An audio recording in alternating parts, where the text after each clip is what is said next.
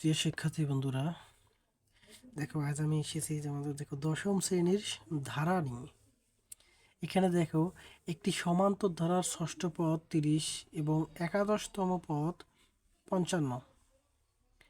ক নাম্বার কোশ্চেনে বলছে, দেখো এখানে প্রথম পদকে এ ও এবং সাধারণ অন্তরকে ডি ধরে দুইটি সমীকরণ গঠন করো।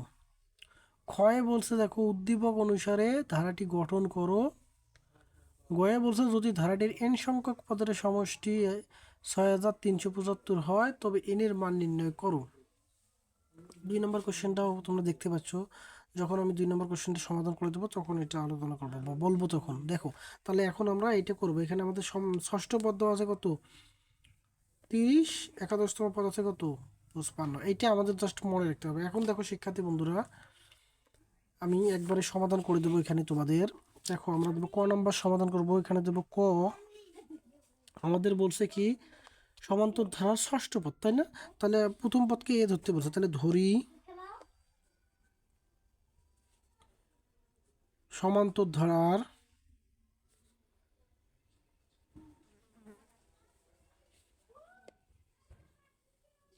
প্রথম পদ হচ্ছে এ, এটা সমান দেবো। তারপর সমান্তর ধারার সাধারণ অন্তর, সাধারণ অন্তরকে কি দ্বারা প্রকাশ করা হয় ডি। এখন দেখো প্রিয় শিক্ষার্থী বন্ধুরা, আমাদের যেহেতু শর্ত বলছে ষষ্ঠ পদ বলছে, তাই না? তাহলে আমি দেবো অতএব ষষ্ঠ পদ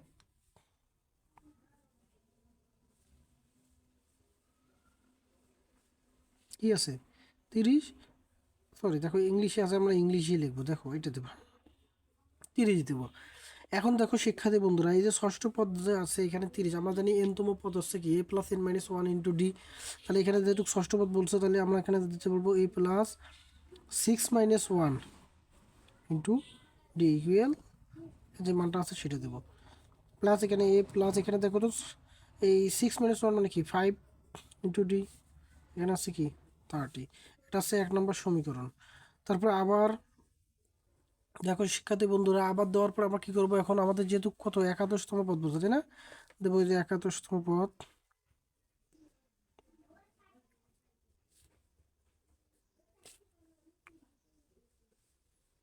55, এইটা দিয়ে দেবো। হ্যাঁ, এখন দেখো শিক্ষার্থী বন্ধুরা, অনুরূপভাবে এখানে আমরা এ প্লাস এখানে ষষ্ঠ থাকার কারণে এখানে কত 6, তাহলে একাদশতম, তাহলে এখানে দেবো কি 11 মাইনাস 1 ইন্টু ডি, এটা। বা এখানে দেখো এ প্লাস এখানে থাকতেছে আমাদের 10 ডি ইকুয়াল 55। এটা হচ্ছে সমীকরণ 2। প্রিয় শিক্ষার্থী বন্ধুরা, আমাদের যেহেতু সমীকরণ গঠন করতে বলছে, তাহলে এই দুইটাই হচ্ছে সমীকরণ। তাহলে এখন দেবো নির্ণেয় সমীকরণ দ্বয়, সমীকরণ দ্বয় এ প্লাস 5d ইকুয়াল 30 এবং এ প্লাস 10d ইকুয়াল 55। এটি হচ্ছে আমাদের অ্যান্সার। এখন দেখো প্রিয় শিক্ষার্থী বন্ধুরা, আমাদের বলছে ক্ষয়ে বলছে উদ্দীপক অনুসারে ধারাটি গঠন করো। এই ধারাটা গঠন করতে বলছে। প্রিয় শিক্ষার্থী বন্ধুরা, এই ধারাটি যদি গঠন করতে যাই তাহলে আমাদের এ এর মান আর ডি এর মান লাগবে। তাহলে আমরা এখন দেখো এখানে খ নম্বর অঙ্কটি করব। খ নম্বর দেবো, এখানে দেখো কতে পাই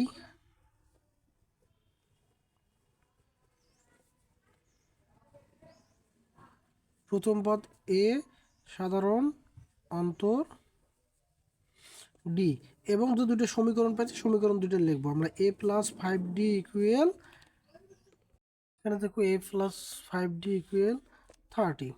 1 নম্বর সমীকরণ এটা ছিল, তাই না শিক্ষার্থী বন্ধুরা? এবং 2 নম্বর ছিল এ প্লাস 10d ইকুয়াল 55। সমীকরণ নম্বর হচ্ছে 2। এখন দেখো শিক্ষার্থী বন্ধুরা, আমরা পিটিও দেবো, দেওয়ার পর অপর পেজে বাকি পেজে করবো, ওর দিকের পেজে আমরা করবো। দেখো আমাদের এখানে এখন শিক্ষার্থী বন্ধুরা দেখো, এখন আমরা এখানে করব 2 বিয়োগ 1 করি। 2 নম্বর সমীকরণ হচ্ছে এ প্লাস 10d ইকুয়াল 55। 1 নম্বর হচ্ছে এ প্লাস 5d ইকুয়াল 30। প্রিয় শিক্ষার্থী বন্ধুরা, যেহেতু আমরা বিয়োগ করে দিয়েছি, তাহলে এখানে চিহ্নের পরিবর্তন করব, প্লাস থাকলে মাইনাস দেবো, এখানে মাইনাস।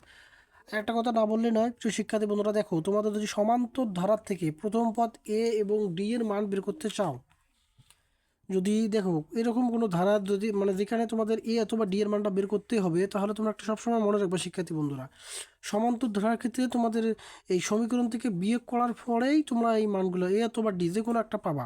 পরে ওই মানটা এই দুইটা যে কোনো একটা সমীকরণে বসে দিলে, এ যদি পাওয়া এখানে, তাহলে তোমরা ডি এর মানটা যে কোনো একটা সমীকরণে বসে দেবো, অথবা ডি যদি এখানে পাও, তাহলে ডি এর মানটা এই সমীকরণের যে কোনো একটা সমীকরণে বসে দিলেই তোমরা এ এর মান পাবা।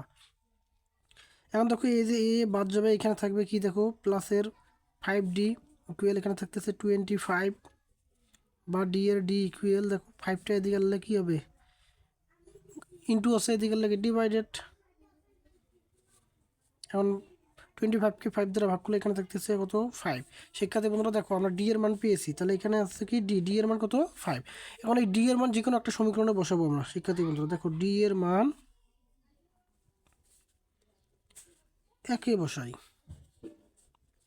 প্রিয় শিক্ষার্থী বন্ধুরা দেখো এখন আমরা এখানে এই যে এ প্লাস 5d, 5 বলতে এখানে দেখো তো 5 এর 5, ডি বলতে কি 5 ইকুয়াল 30, বা এখানে এ প্লাস 25 গুণ করলে কত হবে 5 ইন্টু 5 মানে 25, 30, বা এ ইকুয়াল দেখো 30 মাইনাস হচ্ছে 25 বিয়োগ করলে এখানে কত পাবা দেখো 5।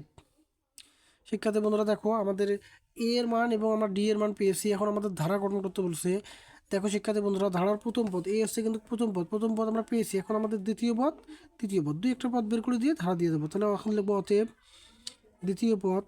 প্রিয় শিক্ষার্থী বন্ধুরা দেখো সমান্তর ধারার দ্বিতীয় পদ হচ্ছে এ প্লাস ডি, অথবা তোমরা সূত্র ফেলাইতে পারো a plus 2 minus 1 into d. 2 minus 1 মানে কি 1 থেকে 1-এর সাথে ডি যদি গুণ করো তাহলে ডি এ থাকবে। আমরা একবারে এইটাই অ্যাপ্লাই করবো শিক্ষার্থী বন্ধু। দেখো এখানে 5-এর 5 প্লাস ডি এর মানও 5 যোগ করলে 10।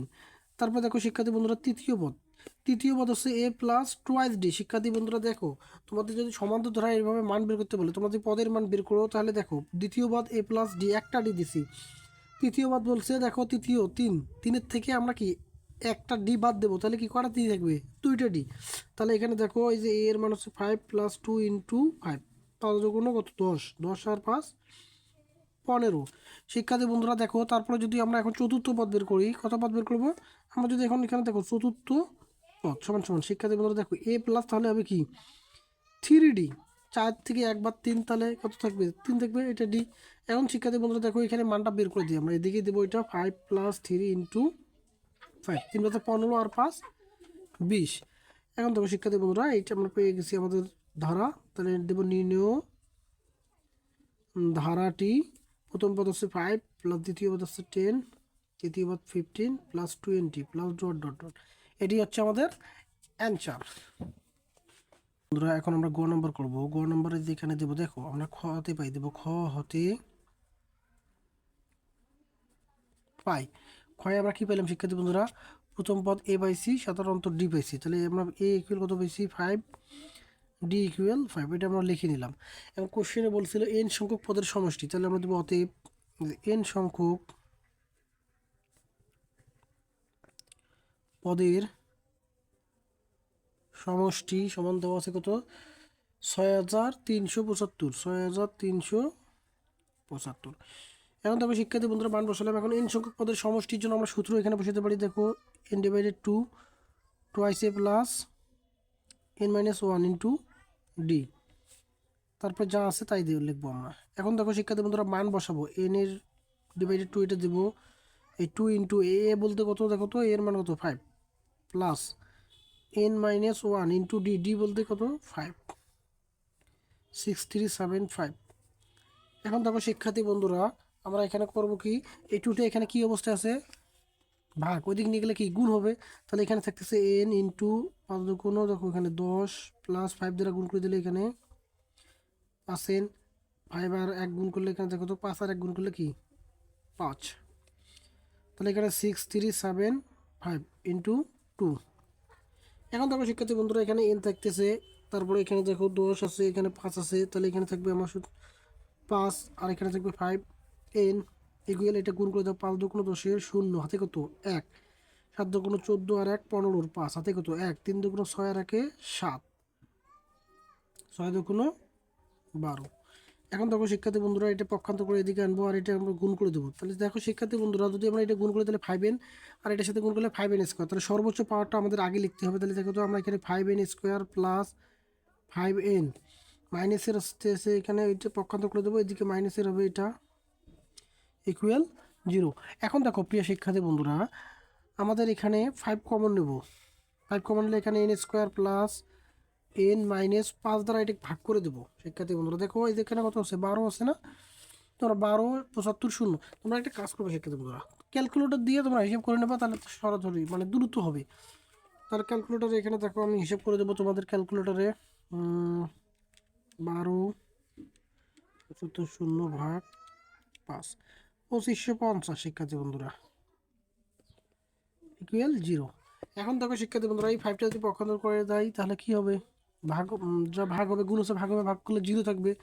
তার মানে আমাদের এখানে থাকতেছে কি n square plus n minus 2550 equal 0। এখন দেখো শিক্ষার্থী বন্ধুরা আমাদের এটা মিডল টার্ম করতে হবে। কি করতে হবে, মিডল টার্ম করতে হবে। তোমরা এটা মিডল টার্ম করবা শিক্ষার্থী বন্ধুরা, দেখো 2550কে মিডল টার্ম করবা, মিডল টার্ম করে দেখবা এমন দুটো সংখ্যা নিতে হবে, সংখ্যা দুটো গুণফল যেন এটা আসে 2550, আবার যোগফল কিংবা বিয়োগফলটা যেন এই যে এখানে মাঝে কি আছে এন আছে না, একটা এন, তার মানে একজন আসে যোগফল কিংবা বিয়োগফল। এটা বের করার সহজ পদ্ধতি আছে শিক্ষার্থী বন্ধুরা, তোমরা এটা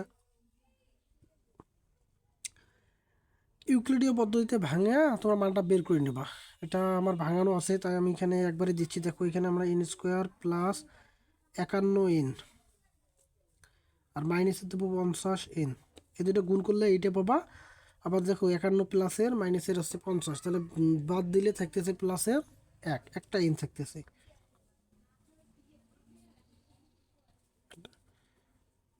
এখন দেখো শিক্ষার্থী বন্ধুরা এই দুটো থেকে আমরা n কমন নেব, তাহলে এখানে থাকতেছে n প্লাস 51, তারপরে মাইনাসের 50 দুটো কমন নেই, তাহলে এখানে আমাদের n প্লাস 51 ইকুয়াল 0। এক্ষেত্রে বন্ধুরা দেখো এই দুটো থেকে আমরা n কমন নিছি, n কমন নেওয়ার পরে এখানে দুইটা n একটা n, তাহলে এখানে থাকবে প্লাসের প্লাস, এখানে দেখো nটা কমন নিছে তাহলে n বাদ 51। এখন দেখো এই দুইটা পদ থেকে আমাদের এমন কিছু কমন নিতে হবে যেন ওই n প্লাস 51 আসে। তাহলে দেখো এখানে মাইনাসের 50 n আছে তাই না, তার মানে মাইনাসের 50টা যদি আমরা কমন নিই দেখো তো কি থাকতেছে, শুধু n থাকতেছে। এর জন্য শুধু এই যে এখানে মাইনাসের 50 কমন নিয়ে আমরা n দেবো, মাইনাসে মাইনাসে প্লাস, এটা দ্বারা এটা ভাগ করলে 51 আসবে।